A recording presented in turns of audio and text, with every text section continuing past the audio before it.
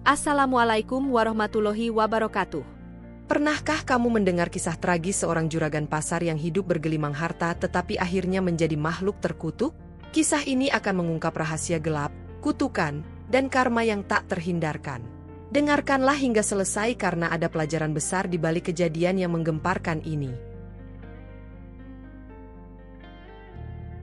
Di jantung kota Mataram, Lombok, terdapat pasar tradisional bernama Pasar Rembiga. Pasar ini dikenal sebagai pusat ekonomi rakyat yang ramai, dengan berbagai pedagang yang menawarkan segala macam kebutuhan. Di antara hiruk-pikuk pasar, ada satu toko baju yang selalu menarik perhatian. Toko milik Pak Herman. Pak Herman adalah juragan sukses yang dikenal dengan koleksi bajunya yang selalu trendy dan harga bersaing. Dalam waktu singkat, tokonya menjadi tujuan utama para pembeli. Ia bahkan membuka cabang di beberapa pasar lainnya. Banyak orang kagum dengan kesuksesannya, terutama karena ia hanya memulai dari sebuah kios kecil. Namun, di balik senyum ramahnya, ada rumor yang berkembang. Orang-orang di pasar mulai bertanya-tanya, bagaimana mungkin seorang pedagang biasa bisa kaya raya dalam waktu singkat? Tak sedikit yang mencurigai bahwa kesuksesan Pak Herman bukan murni hasil kerja keras. Tapi tak ada yang berani berbicara lebih jauh, takut mendapat masalah dengannya. Pak Herman sendiri hidup mewah. Rumahnya yang megah di pinggir kota menjadi bukti kekayaannya. Tapi, di dalam rumah itu, ada rahasia gelap yang hanya diketahui oleh dirinya sendiri dan seorang dukun dari sebuah desa terpencil. Cerita ini dimulai dari sini, dari Pasar Rembiga, tempat Pak Herman membangun kejayaannya yang penuh misteri. Kesuksesan Pak Herman memang membuat banyak orang kagum, tetapi juga menyulut rasa iri dan kecurigaan. Pedagang lain di Pasar Rembiga mulai membicarakan hal-hal aneh yang mereka perhatikan. Ada yang bilang bahwa setiap malam Jumat, toko Pak Herman tetap terang meskipun pasar sudah tutup. Ada pula yang mengaku mendengar suara-suara seperti orang merintih dari dalam tokonya. Rumor ini semakin kuat ketika beberapa pedagang kecil yang baru membuka usaha di pasar mengalami kerugian besar tanpa alasan jelas. Barang dagangan mereka rusak, lapak mereka sepi pembeli, dan dalam beberapa kasus, mereka bahkan tiba-tiba jatuh sakit. Beberapa orang mulai mengaitkan kejadian ini dengan keberadaan Pak Herman. Seorang pedagang buah bernama Bu Siti pernah mencoba berbicara langsung kepada Pak Herman. Ia merasa ada sesuatu yang tidak beres, terutama setelah anaknya yang berusia 7 tahun mendadak sakit parah tanpa sebab. Namun, saat ia menanyakan hal ini, Pak Herman hanya tertawa kecil dan berkata, "Bu Siti, rezeki itu datang dari Allah. Jangan terlalu banyak curiga." Meski jawabannya terdengar religius, ada sesuatu dalam nada bicara Pak Herman yang membuat Bu Siti merasa merinding. Ia merasa seolah-olah ada sesuatu yang disembunyikan oleh juragan kaya itu. Ketakutan dan rasa penasaran mulai menjalar di kalangan pedagang pasar. Tapi tidak ada yang berani menuduh Pak Herman secara langsung. Selain karena ia adalah orang kaya yang berpengaruh, ada cerita lain yang lebih menakutkan. Konon, siapapun yang berani melawan Pak Herman akan mendapatkan balasan yang kejam. Suatu malam, saat pasar mulai sepi, seorang pria bernama Arif yang dulunya bekerja sebagai pengasuh toko di tempat Pak Herman tiba-tiba muncul di warung kopi dekat pasar. Wajahnya pucat dan matanya terlihat penuh ketakutan. Ia duduk sendirian di pojok, menatap kosong keluar jendela. Seorang pedagang yang duduk di sebelahnya memulai percakapan. "Arif, kenapa wajahmu seperti itu? Kau terlihat seperti melihat hantu." Arif terdiam beberapa detik, lalu dengan suara pelan ia mulai bercerita. "Aku dulu bekerja di toko Pak Herman, tapi aku keluar setelah apa yang aku lihat malam itu." Arif menarik napas dalam-dalam sebelum melanjutkan. "Pak Herman bukan orang biasa, dia melakukan sesuatu yang gelap untuk mendapatkan semua itu. Setiap malam Jumat, dia pergi ke pinggir hutan, ke sungai tua yang disebut orang-orang sebagai tempat terkutuk. Di sana, dia melakukan ritual bersama seorang dukun. Tumbalnya manusia." Warga sekitar yang mendengarkan mulai saling pandang. Arif terus bercerita dengan suara gemetar, seolah-olah masih dihantui oleh kenangan itu. "Aku pernah melihat Pak Herman membawa seorang anak kecil ke sungai itu. Anak itu sepertinya tidak tahu apa yang akan terjadi. Setelah itu, aku melihat Pak Herman kembali, membawa tas hitam besar. Dari dalam tas itu, aku mendengar suara-suara aneh, seperti jeritan. Aku ketakutan, tapi aku tidak bisa berbuat apa-apa." Kisah Arif mengguncang banyak orang. Mereka mulai percaya bahwa semua kekayaan Pak Herman bukanlah hasil usaha yang sah. Kejayaan yang ia raih ternyata dibangun di atas darah dan pengorbanan. Namun, tak ada yang berani menantang Pak Herman secara langsung. Para pedagang masih merasa takut dengan kekuasaan dan pengaruhnya. Namun, cerita Arif kini beredar dengan cepat di kalangan pedagang. Mereka mulai takut. Tak ada yang tahu kapan Pak Herman akan kembali dan siapa yang akan menjadi korban berikutnya. Suatu malam, setelah desas-desus tentang ritual Pak Herman semakin menyebar di pasar, sebuah kejadian yang mengerikan terjadi. Seorang pedagang baru, bernama Fadil, yang baru saja membuka kios baju di pasar, mendapati tokonya rusak parah. Semua barang dagangan hilang tanpa jejak, dan yang lebih menakutkan, ada bekas darah di lantai toko. Fadil yang ketakutan langsung melapor kepada pihak berwajib, tetapi mereka hanya memberikan jawaban yang samar. Mungkin perbuatan orang iseng, kata petugas itu, meskipun ekspresi mereka menunjukkan ketidakpastian. Di dalam hatinya, Fadil merasa ada sesuatu yang tidak beres, terutama setelah mendengar cerita tentang Pak Herman. Malam berikutnya, Fadil yang tidak bisa tidur memutuskan untuk pergi ke pasar larut malam, untuk memeriksa toko-tokonya yang kosong. Sesampainya di sana, ia melihat sebuah bayangan besar yang berjalan perlahan di antara lorong-lorong pasar. Bayangan itu adalah Pak Herman, yang tampak berbeda dari biasanya. Ia mengenakan jubah hitam, dan wajahnya terlihat tegang, seolah-olah sedang terburu-buru. Pak Herman berjalan menuju area yang sepi di pasar, tepat di belakang toko Fadil. Fadil yang penasaran mengikuti dari kejauhan, bersembunyi di balik deretan kios. Apa yang ia lihat membuat tubuhnya gemetar ketakutan. Pak Herman berdiri di depan sebuah pohon besar, menghadap ke arah sungai kecil yang mengalir di dekat pasar. Ia mengangkat tangan dan mulai melantunkan doa yang terdengar asing.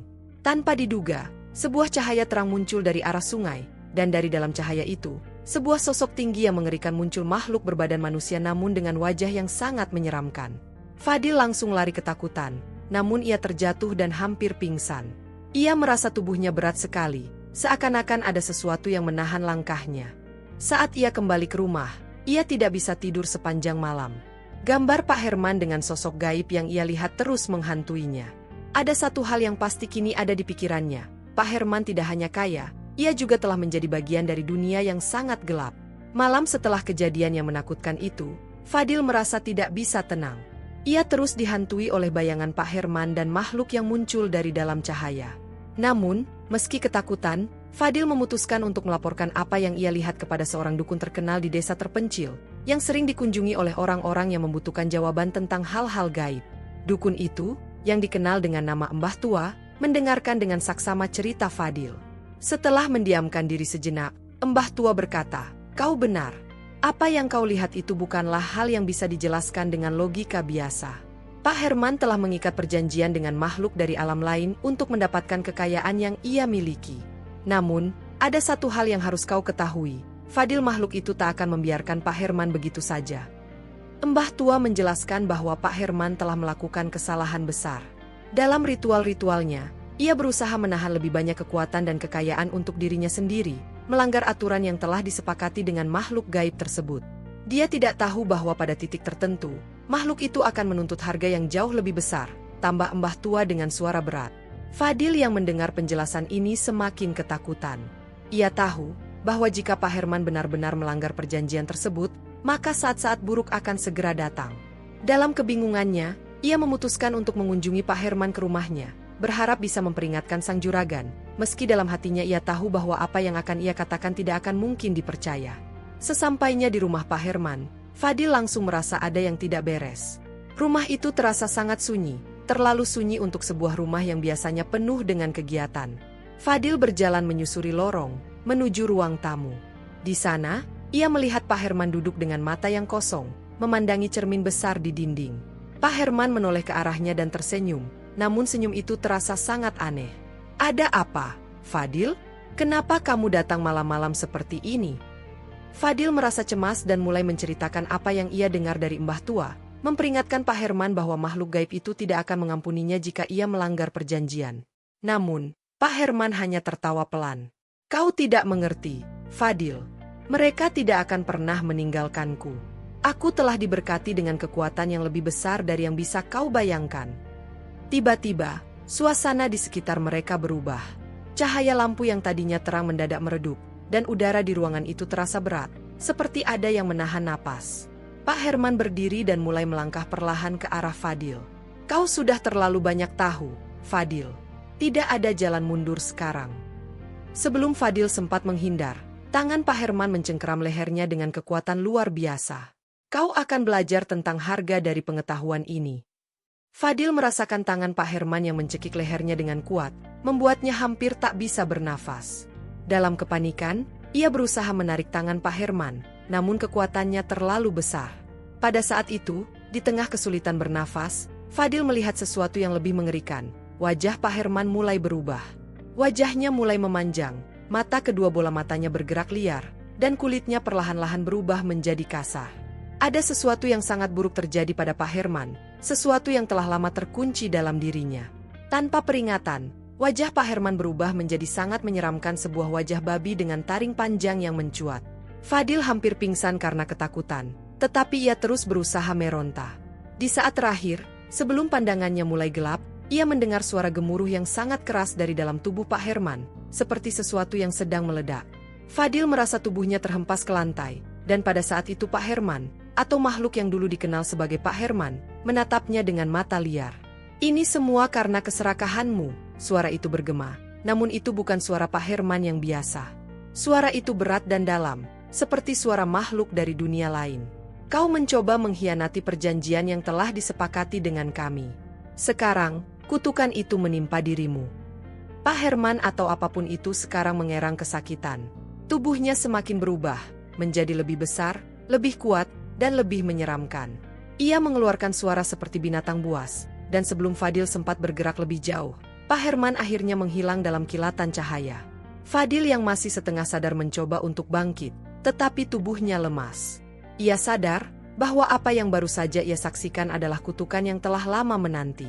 Pak Herman telah melanggar aturan, dan sekarang ia harus membayar harga yang sangat mahal. Namun, apa yang terjadi selanjutnya lebih mengerikan dari yang bisa dibayangkan. Dari dalam gelapnya malam, suara aneh terdengar dari arah hutan di pinggir kota Mataram.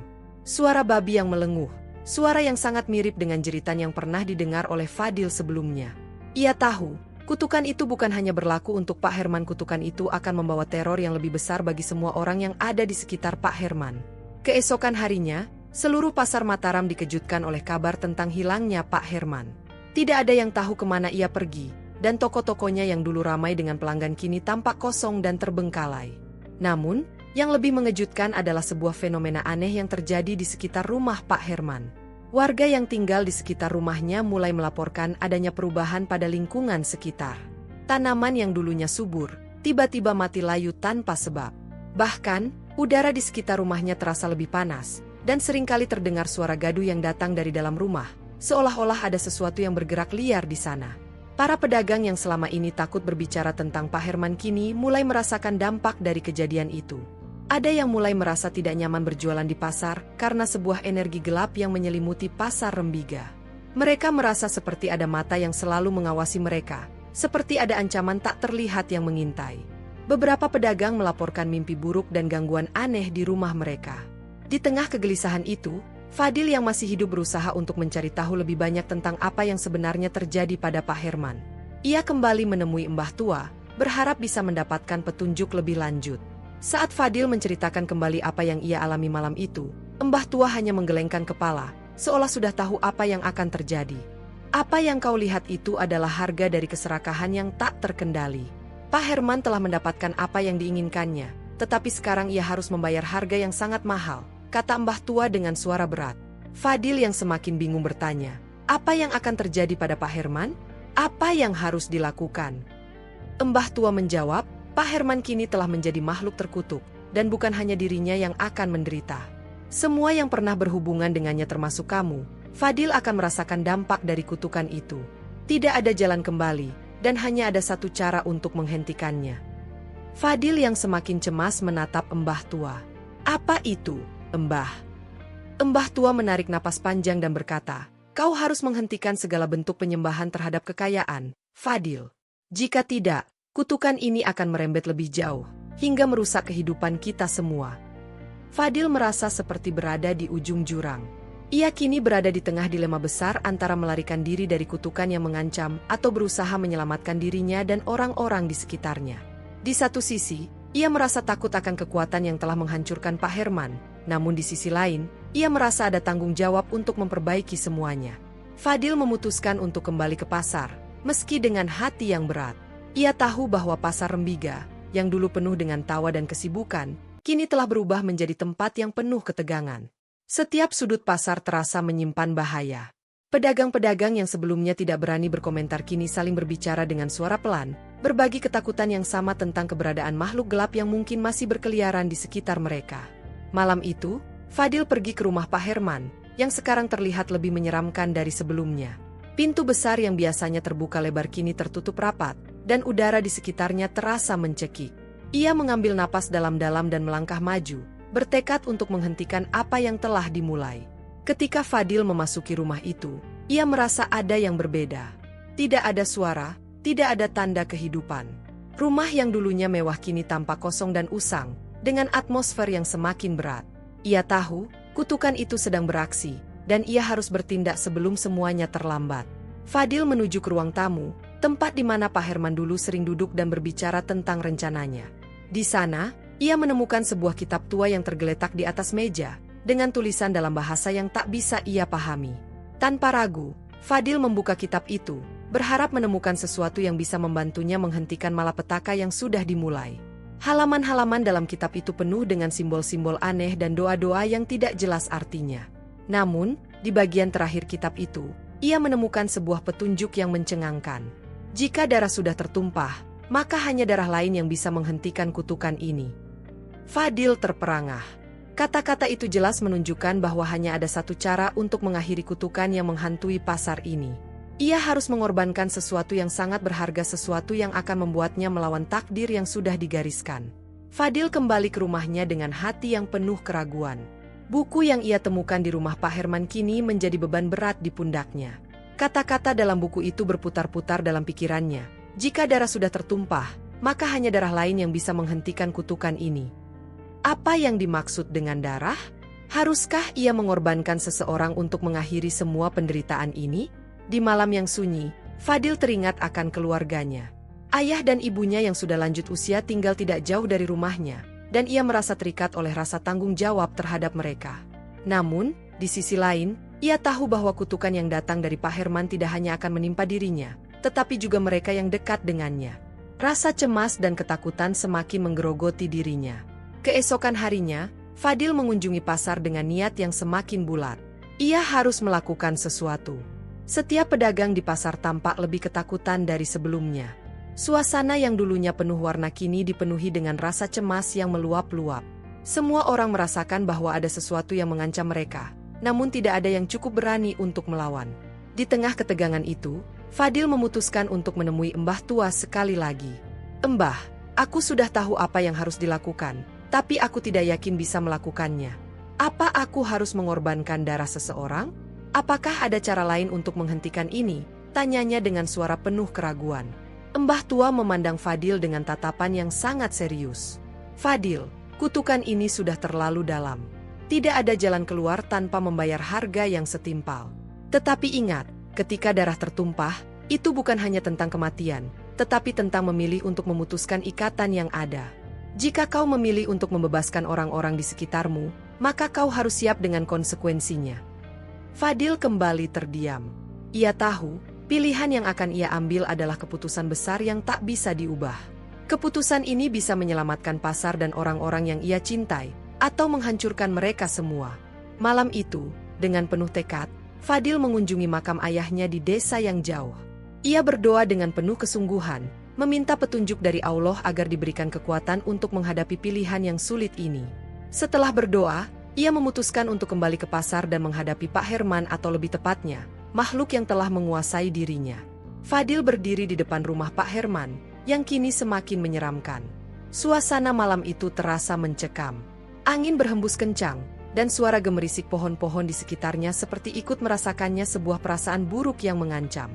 Fadil tahu, inilah saatnya. Ia tidak bisa mundur lagi. Sebelum memasuki rumah, Fadil mengingat pesan dari Mbah Tua. "Kau harus siap untuk mengorbankan sesuatu yang berharga."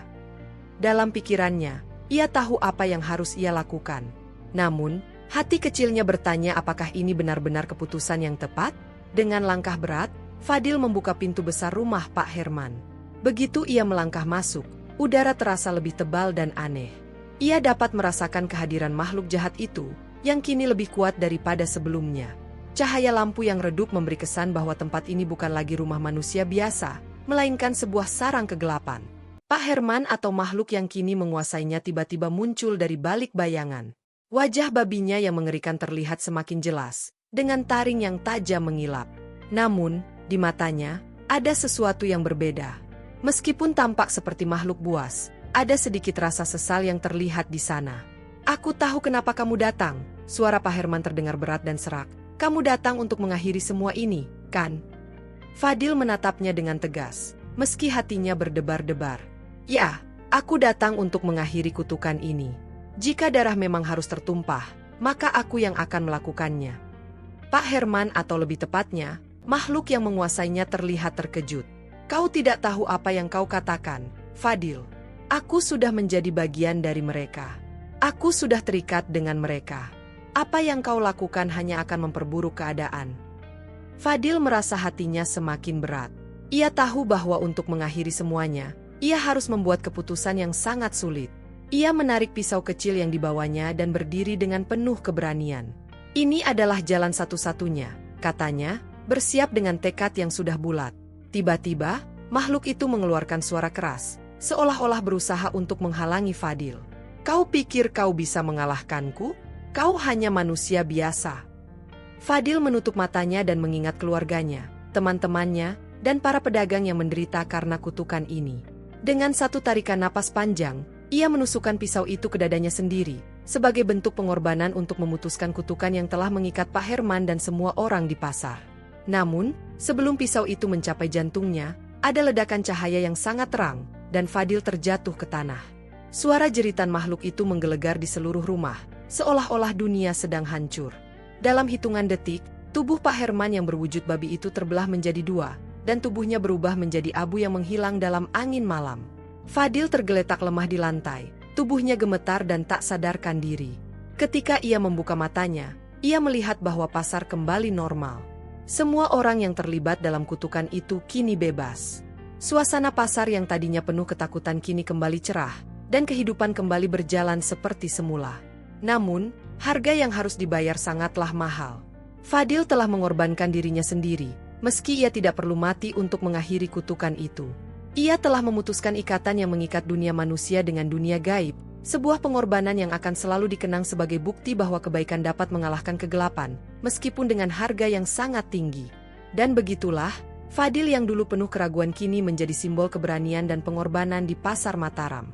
Namun, di dalam hatinya, ia tahu bahwa ada harga yang tak terungkapkan untuk setiap keputusan besar yang diambil dalam hidup. Demikian cerita tentang Fadil dan kutukan yang menghancurkan hidup Pak Herman, serta perjalanan panjang yang harus dilalui untuk mengakhiri penderitaan yang ditimbulkan oleh keserakahan dan keinginan untuk memiliki kekayaan dengan cara yang salah. Cerita ini mengajarkan kita bahwa segala tindakan yang dilakukan dengan niat buruk atau keserakahan pasti akan ada akibatnya, baik bagi diri sendiri maupun orang lain di sekitar kita. Pesan moral yang dapat kita petik dari cerita ini adalah bahwa kebaikan, keberanian, dan pengorbanan adalah kunci untuk mengatasi kesulitan dan kutukan hidup. Terkadang, kita harus siap untuk melepaskan sesuatu yang berharga demi menyelamatkan banyak hal yang lebih penting. Hikmahnya, tidak ada yang lebih penting daripada menjaga integritas dan tidak pernah mengejar kekayaan dengan cara yang tidak benar, karena di balik setiap pilihan yang buruk, akan ada konsekuensi yang harus kita bayar.